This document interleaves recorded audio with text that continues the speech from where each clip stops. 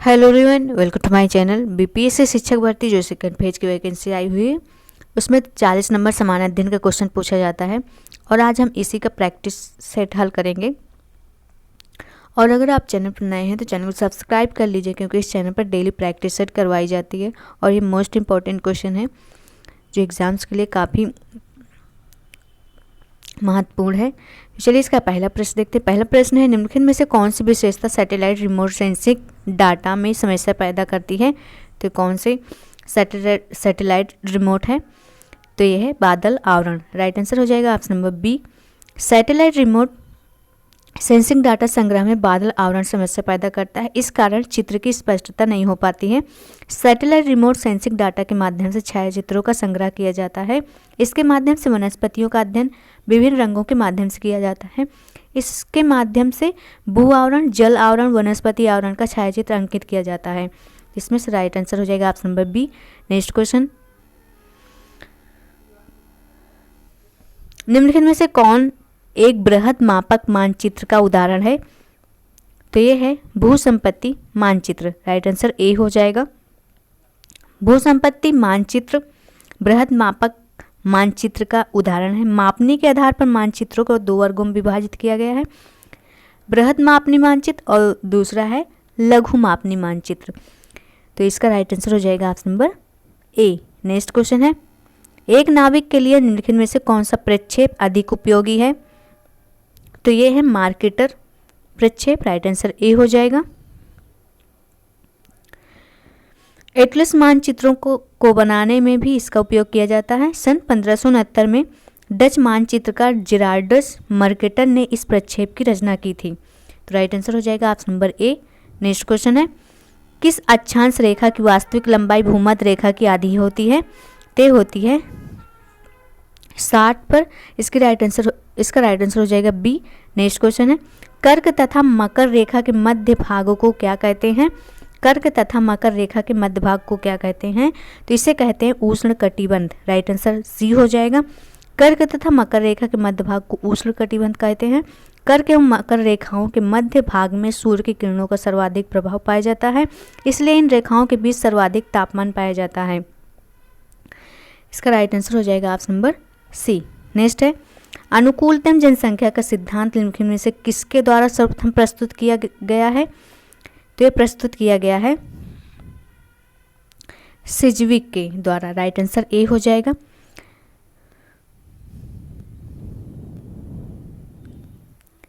अनुकूलतम जनसंख्या की संकल्पना सबसे पहले सिजविक नामक अर्थशास्त्री ने प्रस्तुत की थी, लेकिन इन्होंने अनुकूलतम शब्द का प्रयोग नहीं किया था। बाद में कैनन ने अनुकूलतम शब्द का प्रयोग किया और रॉबिन्सन तथा कार्ल सैंडर्स ने इसकी व्याख्या की थी। तो राइट आंसर हो जाएगा option number A. Next question है, निम्न देशों में से सर्वाधिक जनसंख्या घनत्व वाला देश कौन सा है? सर्वाधिक जनसंख्या घनत्व वाला देश कौन सा है? तो यह है मोनाको। राइट आंसर हो जाएगा डी।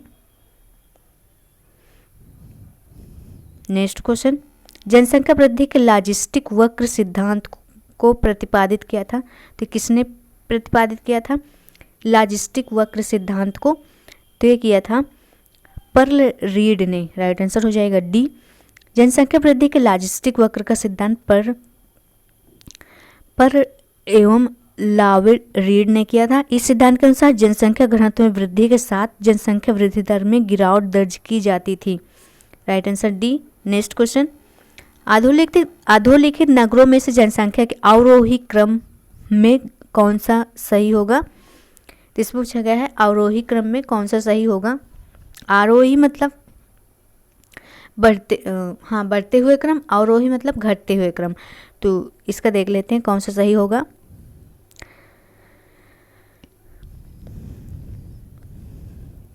सबसे पहले टोक्यो हो जाएगा, फिर दिल्ली, फिर संघाई, फिर साओ पावलो। इसका राइट आंसर हो जाएगा option number B. Next question है, विश्व में अधोलिखित घनी जनसंख्या वाले क्षेत्रों में से कौन मुख्य रूप से कृषि पर आधारित नहीं है? इसमें पूछा गया है विश्व में अधोलिखित घनी जनसंख्या वाले क्षेत्रों में से कौन सा मुख्य रूप से कृषि पर आधारित नहीं है? तो इसमें से कौन सा आंसर होगा? तो ये होगा उत्तर पूर्वी संयुक्त राज्य अमेरिका। राइट आंसर डी हो जाएगा। उत्तर पूर्वी क्षेत्र में मिश्रित कृषि एवं डेयरी फार्मिंग की जाती है, किंतु मुख्य रूप से यह क्षेत्र उद्योगों पर आधारित है। संयुक्त राज्य अमेरिका का दक्षिण पूर्वी भाग कृषि पर आधारित है। तो इसका राइट आंसर हो जाएगा ऑप्शन नंबर डी।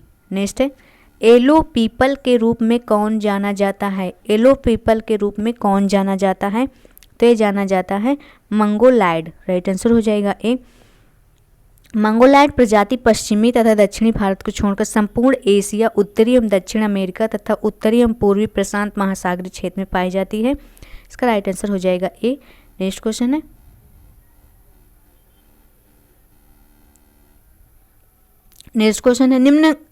निम्नांकित में से विनिर्माण कौन सी वर्ग की आर्थिक क्रिया है? तो ये है द्वितीयक। राइट आंसर हो जाएगा बी। विनिर्माण द्वितीयक वर्ग की आर्थिक क्रिया है। द्वितीय व्यवसाय वे व्यवसाय हैं जिन्हें प्राथमिक व्यवसायों द्वारा उपलब्ध पदार्थों का प्रसंस्करण करके उन्हें अधिक विकसित किया जाता है। लौह अयस्क को पिग आयरन में बदलना, कपास से सूती वस्त्र तथा गन्ने से शक्कर का निर्माण करना द्वितीयक आर्थिक क्रिया का उदाहरण है। तो इसका राइट आंसर हो जाएगा ऑप्शन नंबर बी।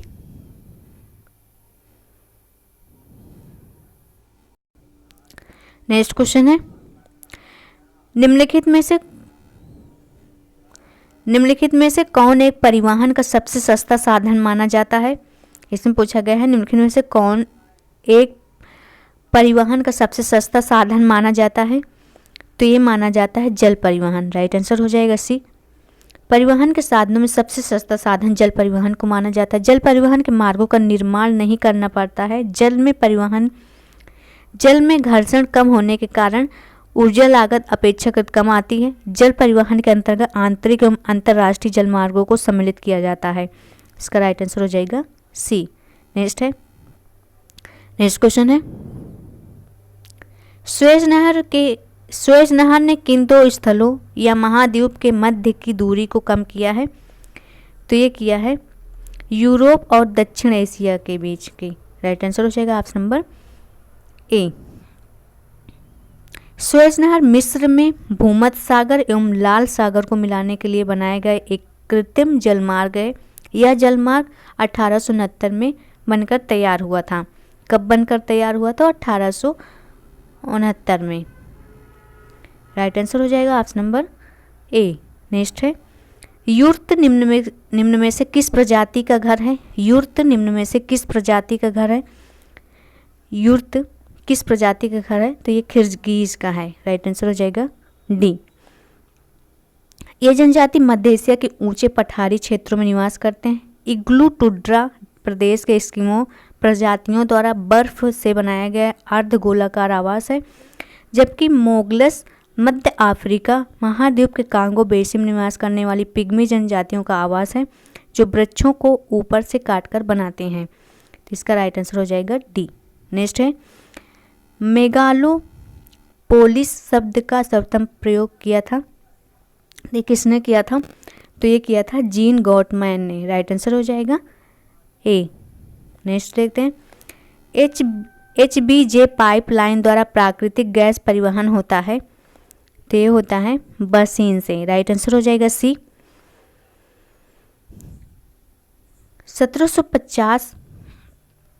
1750 किलोमीटर लंबी Hazira Vijaypur Jagdishpur gas pipeline Mumbai high और बसीन जो पश्चिमी व उत्तरी भारत के उर्वरक विद्युत व अन्य औद्योगिक क्षेत्रों से जोड़ती है। इस धमनी से भारत के गैस उत्पादन को संवेग मिलता है।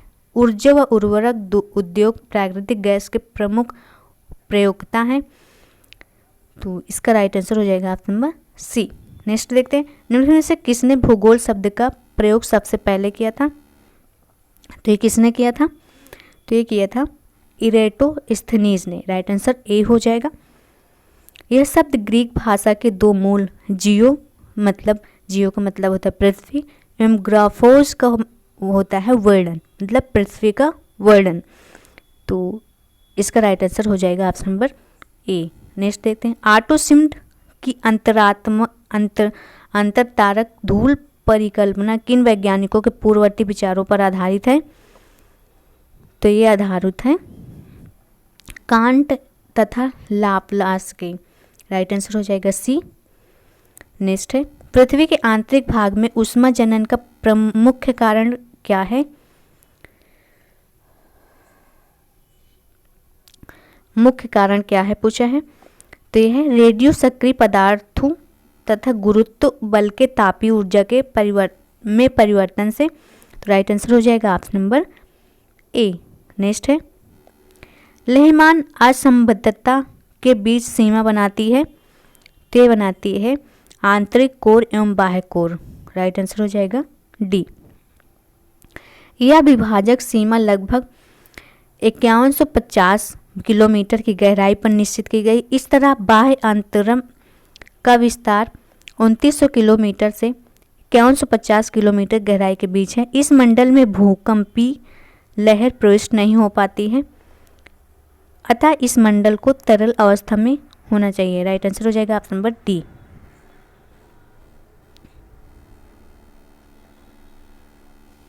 नेक्स्ट क्वेश्चन है,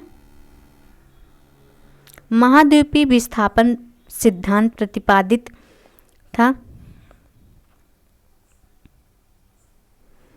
इसमें पूछा गया है महाद्वीपीय विस्थापन सिद्धांत प्रतिपादित था, तो ये था वेगनर ने। प्रतिपादित किसने किया था? तो वेगनर ने किया था। राइट आंसर हो जाएगा सी। नेक्स्ट क्वेश्चन है, निम्नलिखित में से कौन सा अनाच्छादन प्रक्रम का उदाहरण नहीं है? तो ये है निक्षेपण। राइट आंसर डी हो जाएगा। निक्षेपण अनाच्छादित प्रक्रम का उदाहरण नहीं है। सभी बहिर्जनिक भू आकृतिक प्रक्रियाओं को अनाच्छादन के अंतर्गत रखा जाता है। अनाच्छादन शब्द का अर्थ होता है आवरण का हटना, आवरण का हटना। नेक्स्ट क्वेश्चन है, निम्न में से कौन सा एक हिमानीकृत स्थलाकृति नहीं है? इसमें पूछा गया है कौन सा एक हिमानीकृत स्थलाकृति नहीं है, तो ये है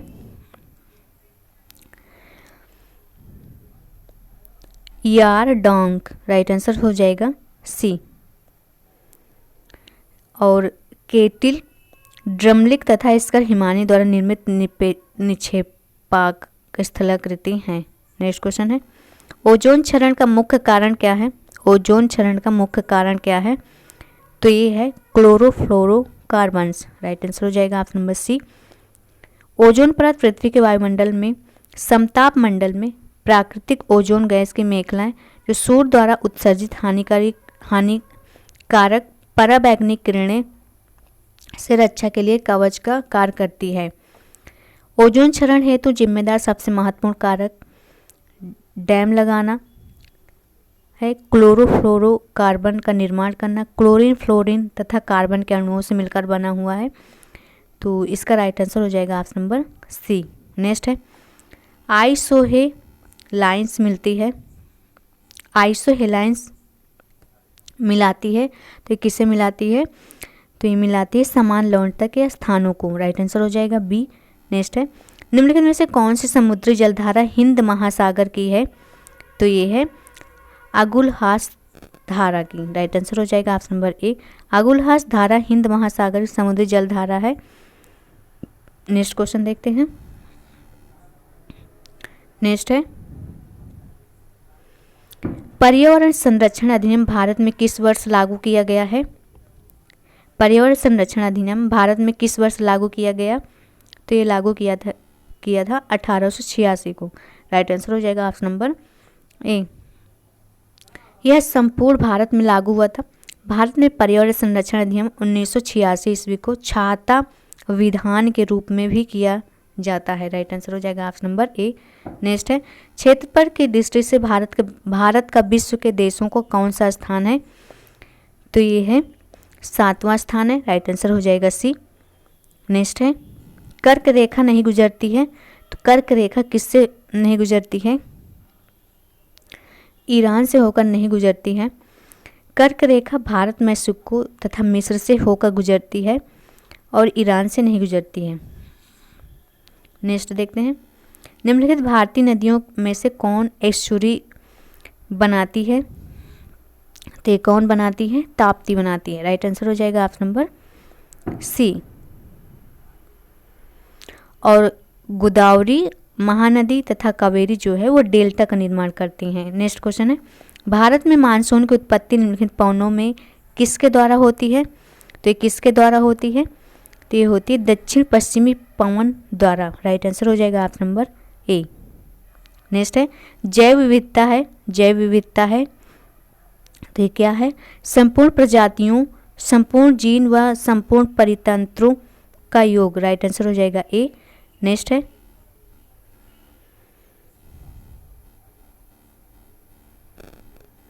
नेक्स्ट क्वेश्चन है, हमारे जलमंडल हाइड्रोस्फीयर का सबसे बड़ा भाग है। तो ये है प्रशांत महासागर। राइट आंसर हो जाएगा सी। संपूर्ण पृथ्वी के 3/4 भाग पर जलमंडल का विस्तार है। पृथ्वी पर उपस्थित जल की कुल मात्रा का अधिकांश जल महासागरों में है, जो कि खारा है। तो इसका राइट आंसर हो जाएगा ऑप्शन नंबर सी। नेक्स्ट है, सूची 1 को सूची 2 में मिलाना है और नीचे कूट दिया गया है। कूट के माध्यम से सही आंसर देना है। इसका मिलान कर लेते हैं। एक तरफ है जनजातियां और दूसरी तरफ है अवस्थिति। तो जारवा कहाँ की जनजातियां हैं? जारवा तो अंडमान और निकोबार की हैं। जारवा जो है जनजाति। कुकी कहाँ की है? मणिपुर की है। और थारू कहाँ की है? थारू उत्तर प्रदेश की है। और गोंड मध्य प्रदेश की हैं। ए का 4। तो इसका राइट आंसर हो जाएगा option number B. Next question है, इसमें भी दिया गया है सूची 1 को सूची 2 में मिलाना है और सही कूट के माध्यम से सही आंसर देना है। तो इसका भी मिलान कर लेते हैं। एक तरफ है नगर और दूसरी तरफ है उद्योग। कोयम्बटूर तमिलनाडु कहाँ है? कोयम्बटूर तमिलनाडु में है। ये किस लिए है? किस लिए विख्यात है ये? तो ये है सूती वस्त्र के लिए। और राउरकेला लौह इस्पात। इसका हो जाएगा लौह इस्पात। और कपूरथला कहाँ है? पंजाब में है, रेल के डिब्बे। और बरौनी तेल शोधन के लिए है। तो बरौनी कहाँ है? बिहार में है। तो इसका जो राइट आंसर हो जाएगा 1 का 4। इसका राइट आंसर हो जाएगा 1। तो इसका right answer option number A हो जाएगा। नेक्स्ट क्वेश्चन है, विश्व का 90% से अधिक जीवभार कहाँ है? 90% से अधिक जीवभार कहाँ है? तो ये है उष्णकटिबंधीय वर्षा वनों में। राइट आंसर हो जाएगा ऑप्शन नंबर ए। नेक्स्ट है, निम्नलिखित में से कौन ग्रामीण नगरी प्रवास हेतु प्रत्याकर्षण कारक है? इसमें पूछा गया है निम्नलिखित में से कौन ग्रामीण नगरी प्रवास हेतु प्रत्याकर्षण कारक है? तो कौन कारक है? तो ये है तो रहने की बहुत मनोरंजन। इसमें से जो राइट आंसर हो जाएगा ऑप्शन नंबर डी हो जाएगा। रहने की बेहतर सुविधाएं, मनोरंजन की सुविधाएं एवं रोजगार के बेहतर अवसर, तीनों ही कारकों को ग्रामीण नगरीय प्रवास के लिए आकर्षक कारक माना जाता है। और